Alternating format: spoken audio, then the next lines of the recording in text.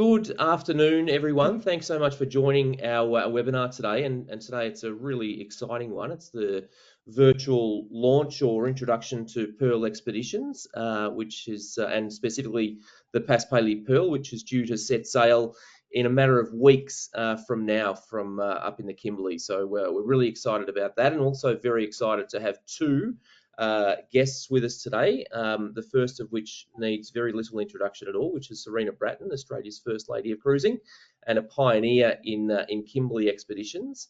Welcome, Sarina.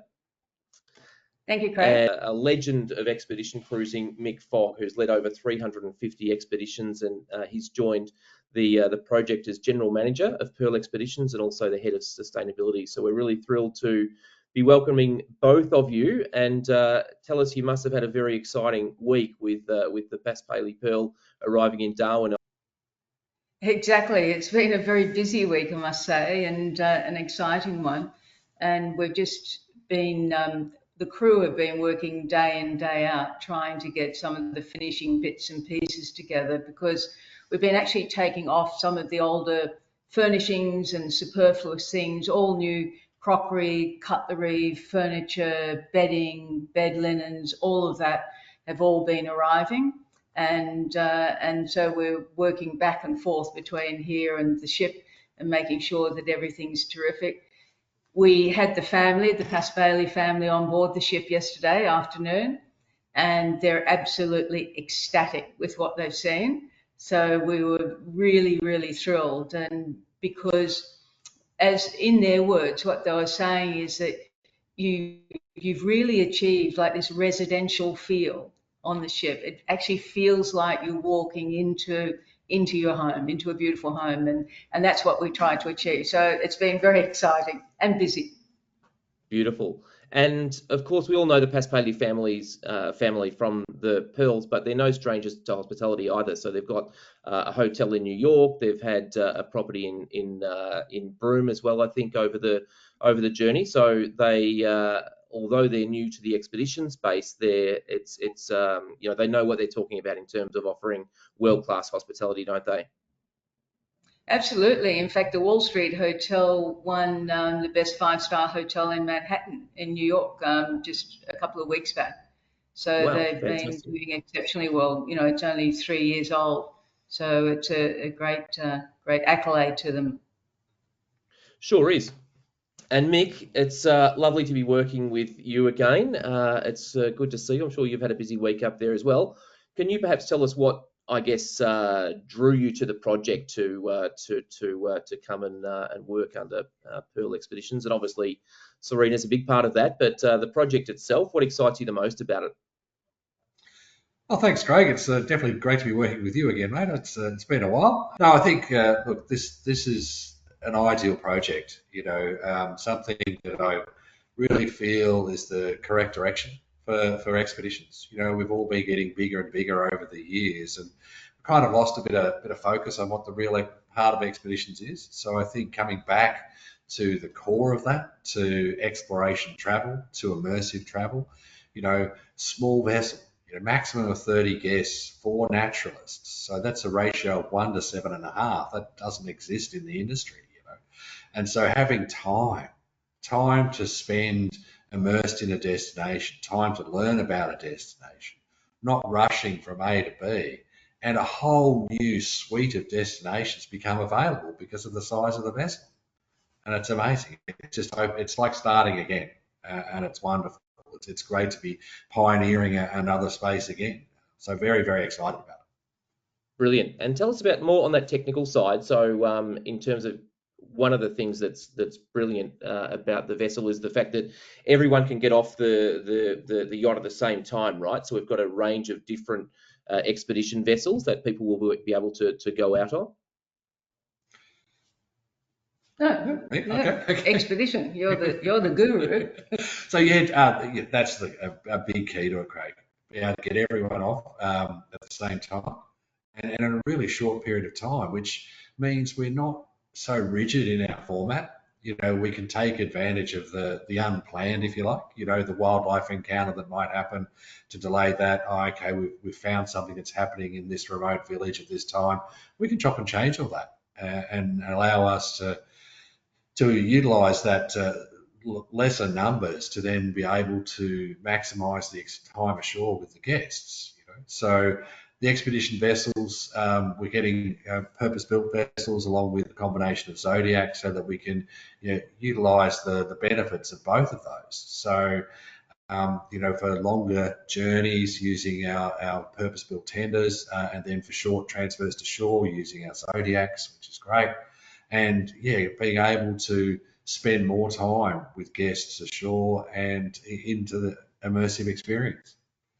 And just Brilliant. today we were talking about the number of, take for example in the Kimberley, under the Indigenous land rights and what have you, and the visitor passes, there's, how many is it?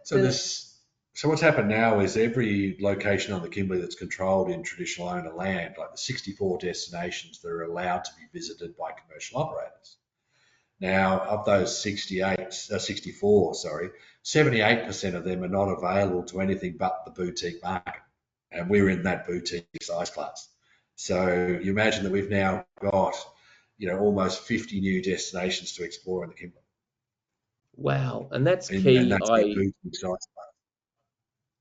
Brilliant. And I mean, that's an incredible experience for the guests, but also from an operational point of view, it means that, you can go and find destinations that, because I think we've all seen the Kimberley get a lot busier, which is great. It's awesome that so many people are experiencing it now.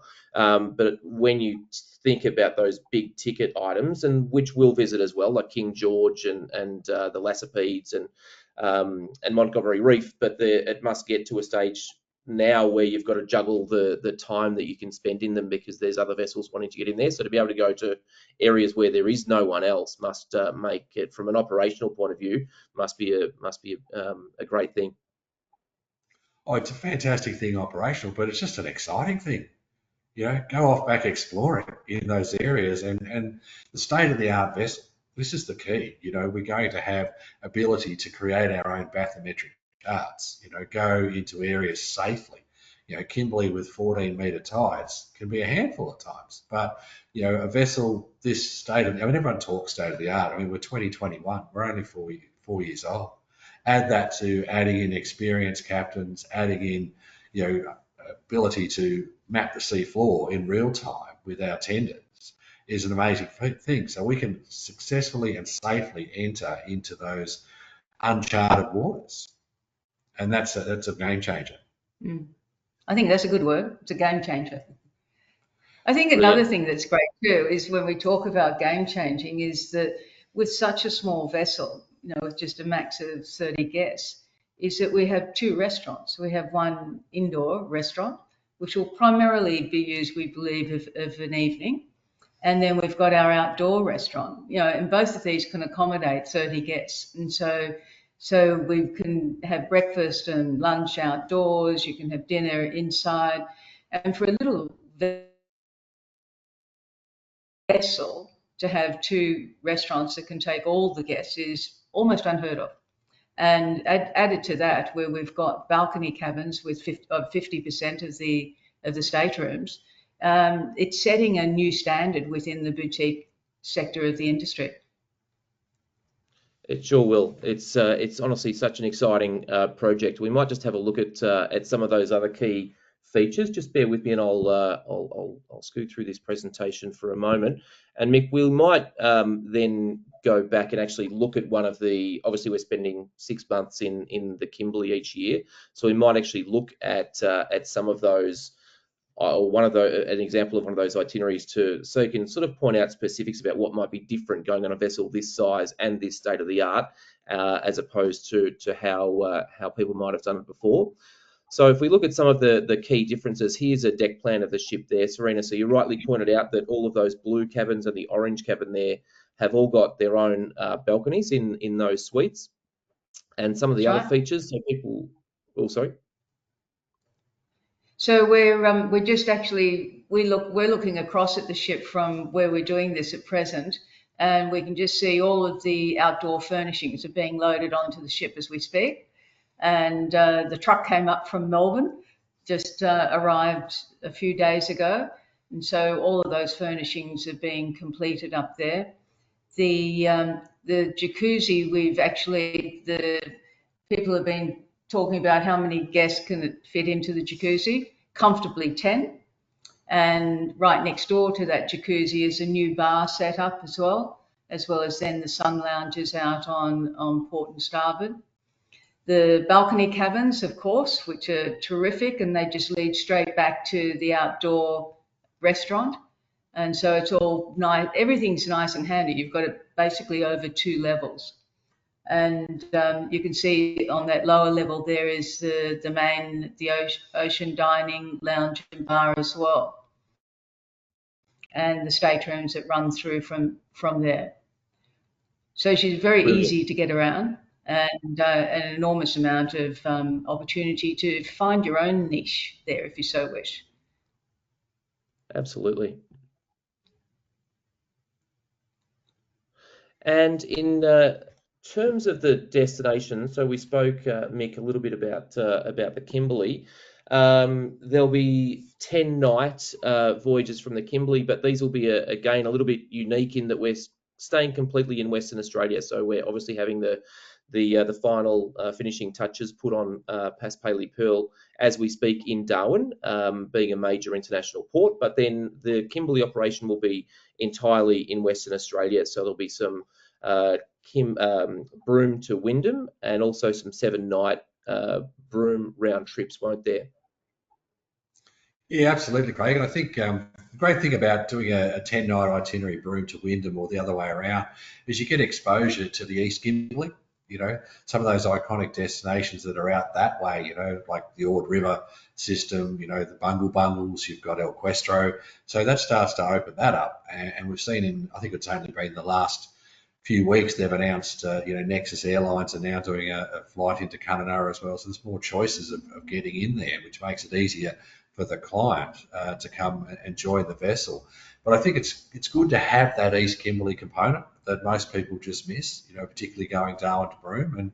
And what it also does mean that every day is an activity, you know, because we're not going across the Bonaparte Gulf. So that would normally be a day at sea. So by coming into Wyndham, with the advantage of 30 guests, we can do that and makes it easy. Obviously, we're transferring them out to Kununurra to get to the hotels and the onward flights. So you're not going to be left in Wyndham, but we're using that as the main deep water port for that. So yeah, it's quite unique and really exciting to be able to do that. And the 7-night Broome to Broome, you know, nice for those that can't afford to get away for the 10 days, don't have the time. Then 7 nights Broome to Broome, that southern area where you've got places like Montgomery Reef, Talbot Bay, and the Lassipedes, as you mentioned, that can be visited, which is great. So, you know, some people might think, well, okay, I might have done the Lassipedes before, but with 30 people, you can actually go ashore.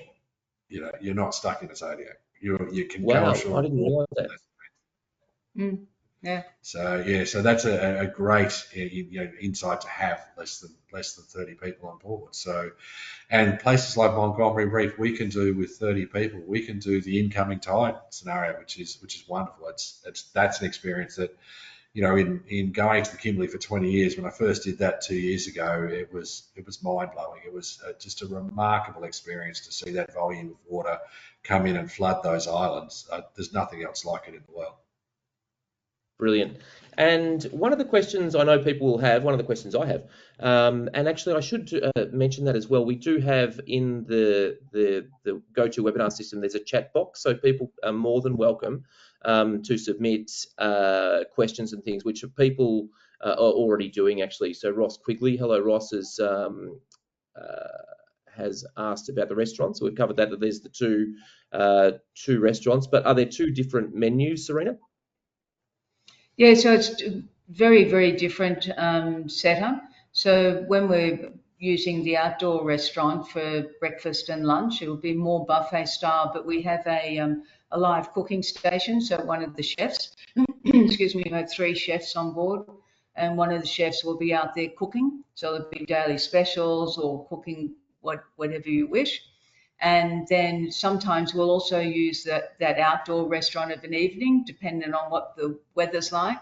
And particularly if a number of people have caught a lot of fish and want to share it with their fellow travellers. So we'll have a nice fish dinner that will be barbecued up top there. and then downstairs will be slightly more formal. And so we'll have, what we used to do at Orion was a 4-course degustation that Serge Dunzero inspires for us, with some simple alternatives.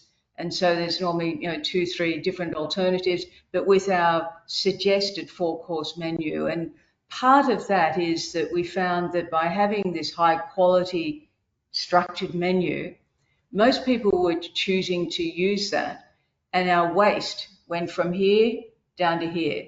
So as part of our sustainability, we're very focused on that as well.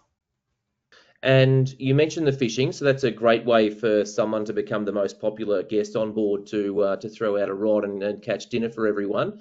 But that's really exciting to again on a vessel that size. If you mentioned in one of the articles that I read as well that if the fish are biting in a particular area, then having such a small vessel and having that flexibility of time means that you can stay for a few hours and do some fishing off the yacht or off the expedition vessels. Yeah, we can stay as long as we want. We don't have a fixed schedule, a fixed time, and that's the difference of being such a small vessel. One thing I was going to ask, and actually Catherine has as well. Will we visit the Pearl Farm? So obviously the Paspaley family are synonymous with the Kimberley region, and their relationship with you goes back to Orion because they were partners in the Orion with you. It may be still being fleshed out, the details of this, but will there be an opportunity to actually visit the Pearl Farms or to get an insight into their operations up in the Kimberley? Yes, indeed, and I can answer some of that because we were just talking about it again last night. In as much as giving guests an opportunity to actually go onto one of the vessels, so you're part of the day, a working day on a pearl farm, operation, and to really understand the core of what actually happens out there on those vessels, together with obviously going into Kuri Bay as well. And we've got opportunities in talking with the Indigenous owners about there's a few very, very special places just outside of Kuri Bay, and we're talking with those owners about the access. We would be the only people to access these areas. And the other thing is also with Kuri Bay, with Paspaley being the only land leasehold within the Kimberley that is not Indigenous owned, that we've got the helipad there that we can utilise as well. So we're creating new heli experiences out of Kuri Bay as well as Naturalist Island and elsewhere. So we've got quite a broad range of activities that we're going to be able to offer. Absolutely. I think to that one, if I can, Craig, and talking about the heli experiences out at Kuri Bay. So Kuri Bay is so strategically positioned there. You've got 15 nautical miles from Montgomery Reef. So take a helicopter flight over the top of Montgomery Reef, and that's one of the most visually spectacular sights you can have in the Kimberley is seeing that from the air. Sorry about that. But yeah, it is. It's remarkable. So to have that ability to have a helipad available to us just adds another dimension from the regular flight to Mitchell Plateau, which is a wonderful flight to do, don't get me wrong, but then you can also have that aerial view of Montgomery Reef as well, and down in and around Raft Point and Steep Island and that area, which is absolutely beautiful to see from the sky. And it's the perfect balance to be able to do the heli expeditions in one location as well. I think one of the things that I love about any sort of expedition cruise that I've ever done is the silence of these places. So to have, I don't love the idea of having a helicopter on board the vessel where it's, every day you're going to be hearing it taking off and on, but to have it in one location where you can go and do those expeditions around the area will be sensational. Sean from Mosman Travels asked, I shouldn't have outed you there, Sean, sorry about that, but is it a fully inclusive bar? Yes, there is. Yes, and so Lallier is our champagne of choice, is our house champagne, and then some terrific pouring wines, some of which will come from the Paspaley, have a wine company, Bunamagoo. So we'll be utilising the Bunamagoo as well as other international wines and Australian wines mainly. And then we will have an a la carte list, which will be for premium high-end wines like the Paspaley Family Reserve, a number of the really high-end, the Penfolds style of wines, etc. So, yep, it'll be included. Don't worry. I might just ask Mick, what other destinations, so other than the Kimberley, we've got a real insight now into what will be so different up there, but what are some of the other destinations that you're, most excited about taking this vessel? I think, I've been going to Papua New Guinea for about 20 years, Craig, and I've always enjoyed it. But the thing that's fascinated me about PNG is when, so many times in my life I've been in a village or on the beach, and the owner of that area has come down to me and said, "Why don't you come to my village? Why don't you come and visit us? Why are you visiting these guys?" And in a nutshell, that's Papua New Guinea. There are just so many places you can go. And here with a 30 guest vessel, we've got so many more open to us. And again, just excited to be exploring. You're going off and pioneering new destinations again. That was the cornerstone of what Sarina gave me the opportunity to do 20 odd years ago, and to get back to that core of true expeditions and building relationships with those people in those remote communities. That's the goal. That's the dream. That's what you want to do as an expedition person in this planet. You want to make those connections and want to take people to see it for reality and not something that can sometimes be perceived as contrived. So that excites me very much about Papua New Guinea and exploring those regions. And mate, that I have a love of East Indonesia and that area. So being able to get into Raja Ampat, you can't do it in a large vessel. You can't do it justice. You need to be able to be nimble and work through that area.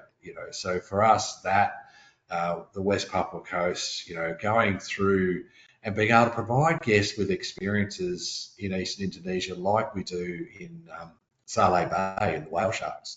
So we're going to offer a voyage in which you can see the orangutans in Tanjung Putih National Park in Borneo.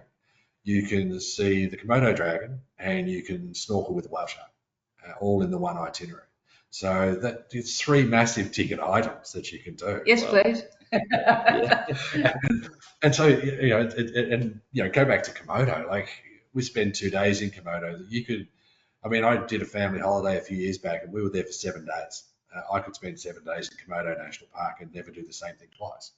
There's so many more walks to do, so many more activities to do. And again, with 30 people, you can do that.